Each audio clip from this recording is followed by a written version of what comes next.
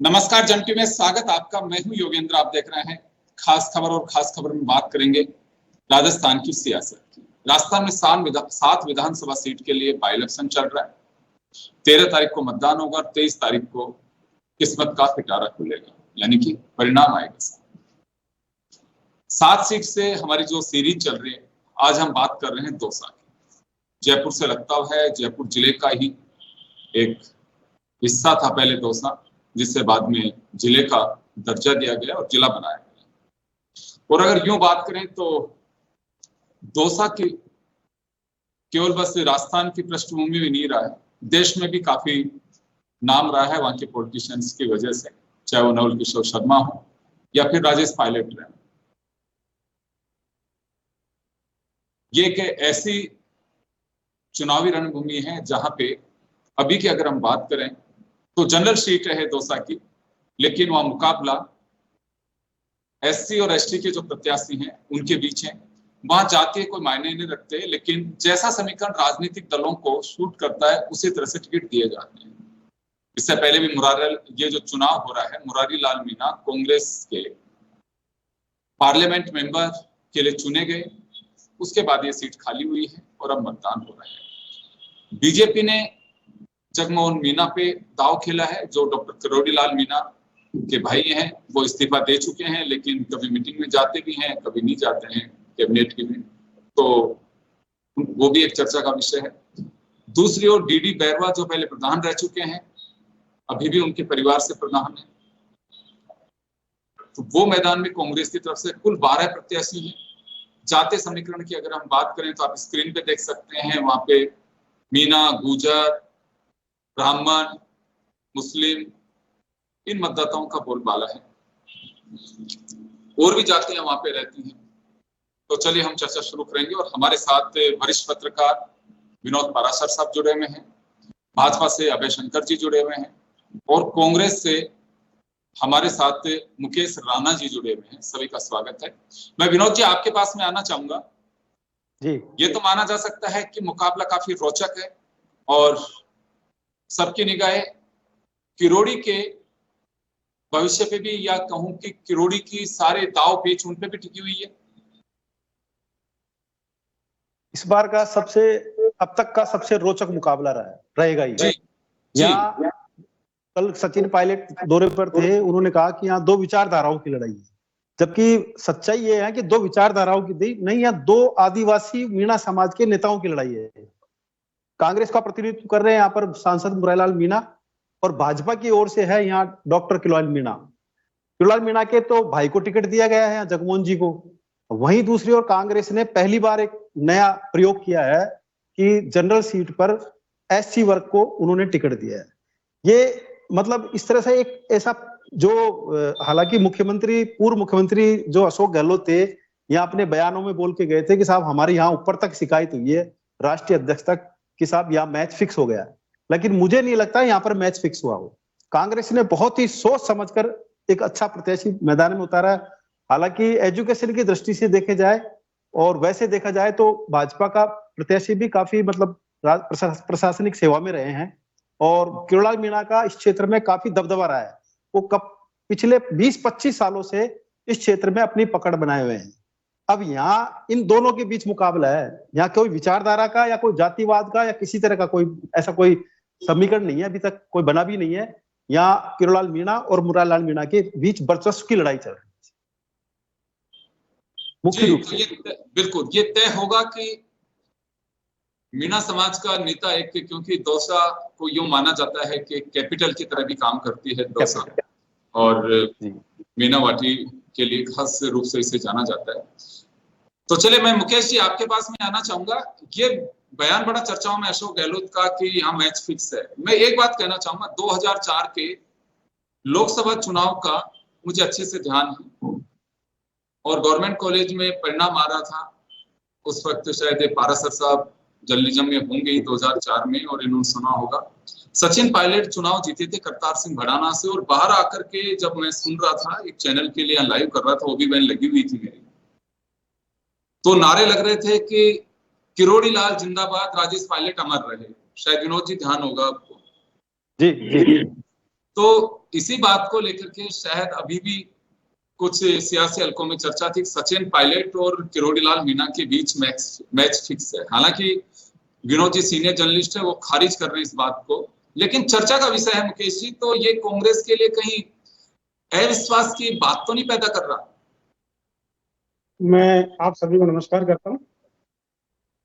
अभी हरा सर जी ने बताया कि मैच फिक्सिंग वाली बात, ऐसा कुछ नहीं है, ये खारिज कर रहे हैं, मैं भी इस बात को खारिज करता हूँ।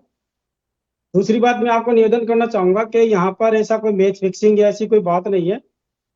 जो कांग्रेस ने प्रत्याशी अभी भेजा है मैदान में, वो वोट जो वोट का मत प्रतिशत देखा जाता है तो एससी वोट भी लगभग एसटी के बराबर ही है, थोड़ा बहुत डिफरेंस है।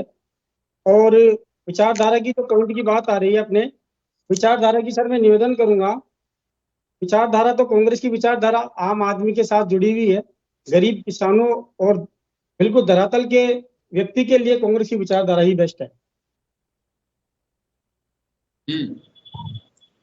तो क्या लगता है इस चुनाव में आपको? इसके अंदर चुनाव तो बिल्कुल सकारात्मक है, परिणाम पूरा कांग्रेस के पक्ष में ही रहेगा, चाहे जो भी हो। क्यों लग रहा है आपको? क्योंकि बीजेपी का तो अपना दावा है कि डबल इंजन की सरकार है, विकास चाहिए, तो भाजपा को वोट दीजिए। देखिए, कोई भी गाड़ी हो, इंजन कितने लगा दीजिए, अगर उसका मैकेनिज्म ठीक नहीं होगा तो असफल ही रहेगी।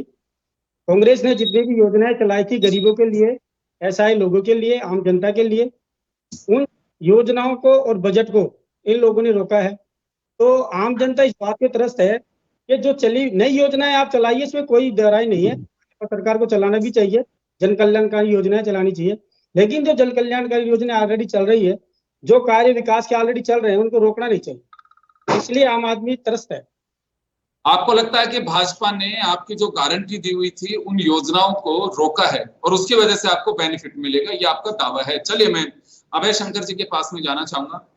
अभय जी, आपने सुना कि जनता में नाराजगी है सरकार के प्रति, डबल इंजन क्या 4 इंजन भी लगा दो, लेकिन अगर धरातल पे योजनाओं को कुचला जाएगा तो नुकसान होगा। ये कांग्रेस का आरोप भी है और दावा है कि इसी की वजह से वो चुनाव जीत रहे हैं। मैं इस आरोप को सिरे से खारिज करता हूं। और डबल इंजन की सरकार अपनी द्रुत गति से चल रही है और जन योजनाओं का लाभ राजस्थान की जनता को मिल रहा है। और दौसा में हम 100% चुनाव जीतेंगे, ये कहीं दिखेंगे नहीं, ये कहीं टक्कर में ही नहीं है हमारे। हम 50,000 से ऊपर से रनिंग कर रहे हैं और चुनाव आएगा 13 तारीख को, जब तक हम 70,000 पहुंच जाएंगे। और ये दौसा के लोगों का भरोसा तोड़ा है यहाँ पर। और कांग्रेस की सरकार इस चुनाव से ना तो सरकार बनने वाली है ना बिगड़ने वाली है। और ये आम जनता जानती है, दौसा का मतदाता जानता है, बहुत जागरूक मतदाता है यहाँ का। 1952 से लोकसभा की सीट रही है, दौसा विधानसभा की सीट रही है। और 57 से लेके 2008 तक सिर्फ एक चुनाव 1985 में भूधरमल द्वारा कांग्रेस का जीता, उसके बाद से लगातार 2008 तक हम जीतते आए। तो आपका ये कहना कांग्रेस का कोई लेना देना नहीं है। कुछ समीकरणों की वजह से गत 2-3 बार में कांग्रेस जीत गई, 2 चुनाव 18 का 23 का, 13 में तो हम जीते थे। तो वो समीकरण था, इस वजह से चुनाव जीत गए। थोड़ा सा जाति बाहुल एरिया, दोनों जात एक साथ होने की वजह से वो चुनाव जीत गए। बाकी दौसा में कांग्रेस का कोई लेना देना नहीं है। ये अभी इनकी हार 50,000 से, जब चुनाव आएगा जब तक आप रिजल्ट देख लेना। शर्मा जी आप भी यही हैं, मैं भी यही हूँ, बात कर लेंगे, चुनाव जीतेंगे। उसके लिए हमारे पास स्ट्रेटेजी है, समीकरण है हमारे पास, हर तरह का जातीय समीकरण और सारे समीकरण हमारे पक्ष में है। और हमारी विकास योजनाओं को हमने जो वादे किए थे वो 50% से ज्यादा वादे तो पूरे कर दिए हमने, चाहे वो गैस सिलेंडर का हो, चाहे महिला योजना का हो, चाहे और कोई योजना का हो। और हमने सब्सिडियां जो देनी थी वो दी है। हमारे प्रति लोगों की भावना है, भजनलाल सरकार ने जो वादे किए थे वो निरंतर पूर्ण होते जा रहे हैं। और वैकेंसियां निकल गई, 5 लाख वैकेंसी 5 साल में देंगे, हर साल 1 लाख वैकेंसी देंगे, जिनके लिए आवेदन भी मांगने शुरू कर दिए। इसलिए हमारी डबल इंजन की सरकार में दौसा की सीट भी सहयोग करेगी, ऐसा मेरा निवेदन। जी चलो विनोद जी, आपके पास में आना चाहूंगा मैं। बीजेपी और कांग्रेस बड़ी अच्छी बात है, विकास और योजनाओं की बात कर रहे हैं चैनल पे बैठ करके, तो लेकिन वास्तव में धरातल पे विकास हुआ नहीं हुआ, कायदे से तो जर्नलिज्म के हिसाब से हम तो यही कहेंगे कि बिल्कुल एजेंडा कोई भी हो, किसी भी पार्टी का हो, डेवलपमेंट पे ही उसे मुद्दा बना करके चुनाव लड़ा जाना चाहिए। लेकिन वास्तव में कुछ योजना, विकास योजनाएं पूर्ववर्ती सरकार की हो, वर्तमान सरकार की हो, चुनाव इनके इर्द गिर्द है या फिर जातीय समीकरण या लोकल मुद्दे जो हैं उन्हीं को लेकर के बनाया जा रहा है? सर यहाँ देखो, विकास की अगर अपन बात करें तो दौसा की जनता बहुत भाग्यशाली रही है। अगर भारतीय जनता पार्टी की सरकार रही है तब भी विकास के खूब काम हुए हैं। कांग्रेस में रहे, खुद वो मुरारी लाल जी 2 बार रहे यहाँ पर, वो खुद इंजीनियर थे, वो खुद परियोजनाओं को अपने स्तर पर बनाकर वो भेजा करते थे, उसका भी हमको आम जनता को लाभ मिला है। विकास तो यहाँ प्रचुर खूब हुआ है, विकास खूब हुआ है।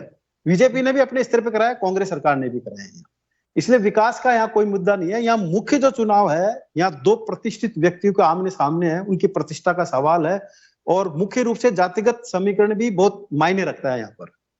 अभी जैसे एक हवा चली, विरोध, एक मतलब इस तरह का एक विरोध सामने आया कि साहब ब्राह्मणों का टिकट काट दिया इसलिए ब्राह्मणों में नाराजगी है। ऐसा कुछ नहीं है, यहाँ कोई किसी में नाराजगी नहीं है। कांग्रेस ने तो कभी ब्राह्मणों को टिकट दिया ही नहीं, बीजेपी ने फिर भी 4 बार टिकट दिए ब्राह्मणों को, 1 बार हारे, 3 बार, 1 बार जीते, 3 बार हारे। इसलिए एक हवा सा बनाया जा रहा है कि साहब ब्राह्मण बीजेपी से नाराज है, कांग्रेस से नाराज है, कांग्रेस के साथ गया, उसके साथ गया। ऐसा कुछ नहीं है। यहाँ का मतदाता इतना समझदार है, इतना समझदार है, अंतिम समय तक नहीं बोलेगा वो, और बड़े सोच। विनोद जी, एक चर्चा है राजधानी में कि वहां पे जनरल कास्ट ने एक अभियान चला दिया है नोटा का, कि रिजर्व सीट, जनरल सीटें है, रिजर्व कैंडिडेट्स को चुनाव लड़ाया जा रहा है, हमारा विरोध दर्ज कराने के लिए हम नोटा को वोट देंगे, ऐसी कोई चर्चा है वहां पे? नहीं सर, नहीं सर, यहाँ तो क्या है कि कांग्रेस ने ऐसा टिकट दिया है, ऐसा टिकट दिया है कांग्रेस ने कि सामान्य वर्ग और ओबीसी वर्ग के लिए एक रास्ता खोल दिया उन्होंने। आज अगर सामान्य वर्ग अगर एससी के साथ जाता है तो उनको उम्मीद लगती है कि साहब हमने एससी को वोट दिया है, क्योंकि यहाँ आमने सामने हर चुनाव में मीणा और ब्राह्मण आमने सामने रहा है, और गुर्जर समाज को भी के लिए भी रास्ता खुला है, सैनी समाज के लिए भी रास्ता खुला है। ऐसा कुछ नहीं है हमारे यहाँ, नोटा पे नहीं।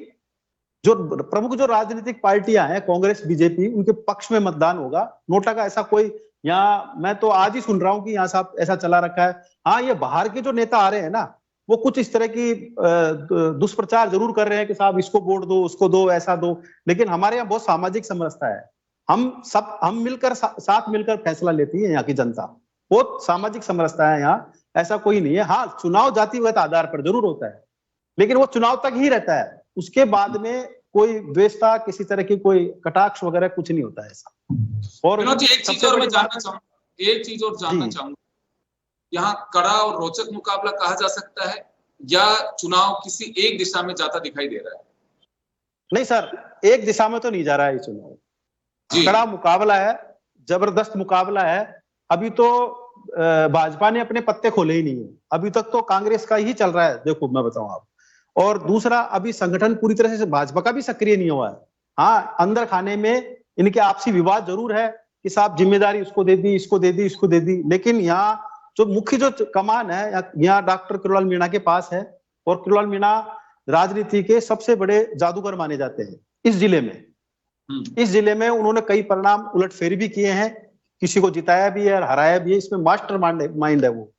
तो अब वो धीरे धीरे अभी तो सभी मतदाता, सभी समाज के मतदाताओं से मिल रहे हैं वो, लेकिन जो राजनीतिक विसाद जो विसाई जाएगी ना, वो 2 दिन 3 दिन पहले डॉक्टर किरोड़लाल मीणा अपने प्रमुख सलाहकारों के साथ बैठ के, इसलिए मुकाबला आमने सामने का होगा, बहुत जोरदार मुकाबला होगा।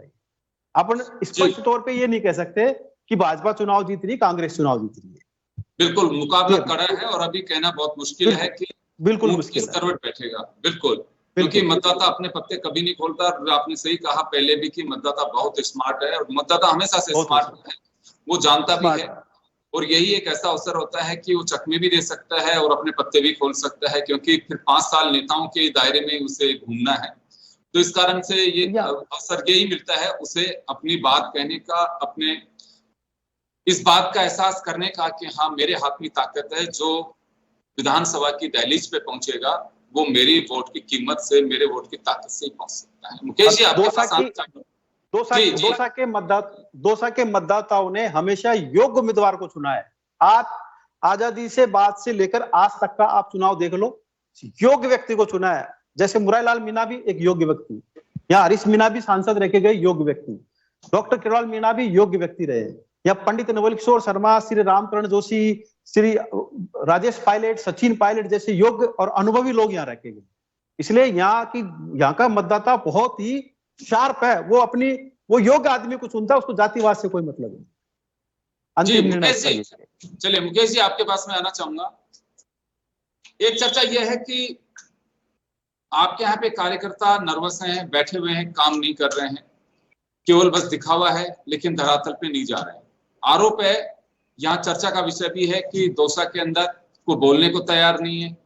कोई डर है या कार्यकर्ताओं में नाराजगी है या काम कर रहे हैं, बोलना नहीं चाहते? देखिए, मैं आपको बताना चाहूंगा, जैसा कि अभी विनोद जी ने बताया था कि वोटर बड़ा ही शातिर है, समझदार है। दौसा का शातिर नहीं कह सकते हैं, समझदार, अनुभवी है,